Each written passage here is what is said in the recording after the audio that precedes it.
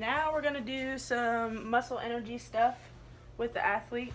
We're gonna check her hip alignment and her hip rotation to make an optimal length tension relationship for her hips.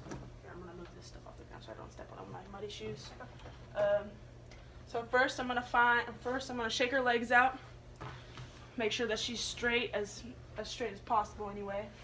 Then I'm going to find her ASIS on both legs. And as we can see, her right side's higher than her left. So that means that her hamstrings are more tight on her left side and her quads are tighter on her right side. Another way you can do this, if you can't eyeball it, you can check ASIS to belly button.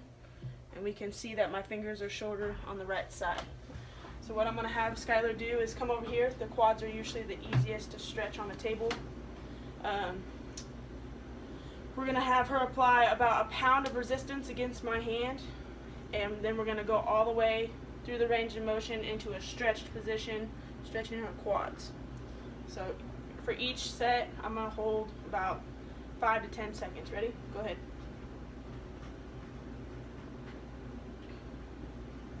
Okay, relax. And then you go through and you just have the athlete relax in your hands, and you go down a little bit through the range of motion. Go ahead. A little bit more. There you go. And just move them back and forth. And you're going to work them all the way down to that flex position, little by little, until she's in a complete stretch. Your knee just popped. Okay, go ahead.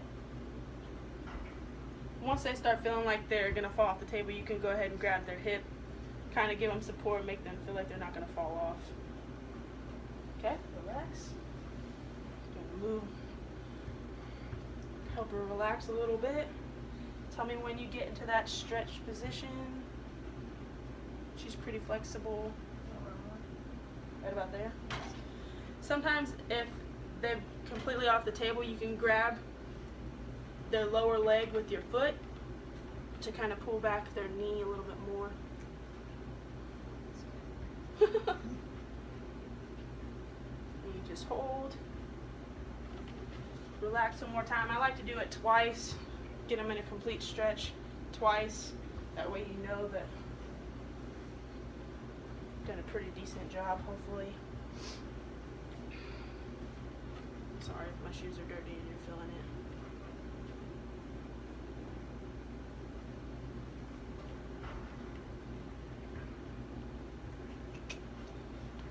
Okay. You go ahead and you have them move back to the center of the table, and you're going to recheck their alignment. First, straightening them out. Checking their ASIs. Looks pretty even to me. Now you're going to check their PSIS, and you could also check ischial tuberosities. I like to check their ischials. It's a lot easier to palpate when they're laying down, and a lot easier to see. So you go ahead, and for females, their ischial tuberosities are more in the middle of their leg. So you say that you're going to go ahead and get up in their business. This side's a little bit more deep than the opposite.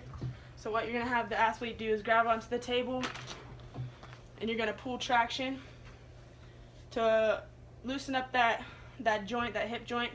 You're going to have them externally rotate, so you apply external rotation just a little bit to allow it to open up.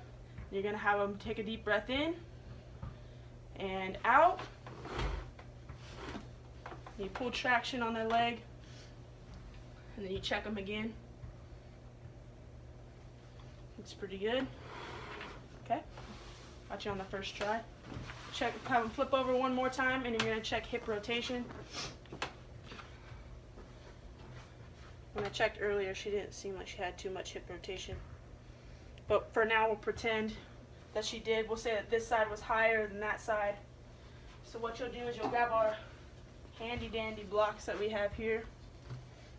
So if this side's higher, you're going to go ahead and you're going to apply it right underneath Here we go. And this one's gonna go below. Okay. You go ahead and you go back to the side. Have him hold resistance. Okay. There she should be weak because we have her now in the new alignment. And then I'll leave her here for about 5 minutes. Then you'll check the resistance again. And if she's in the proper alignment, you should have her hold resistance again and she should be stronger. But for time purposes, we're not going to do that. Okay.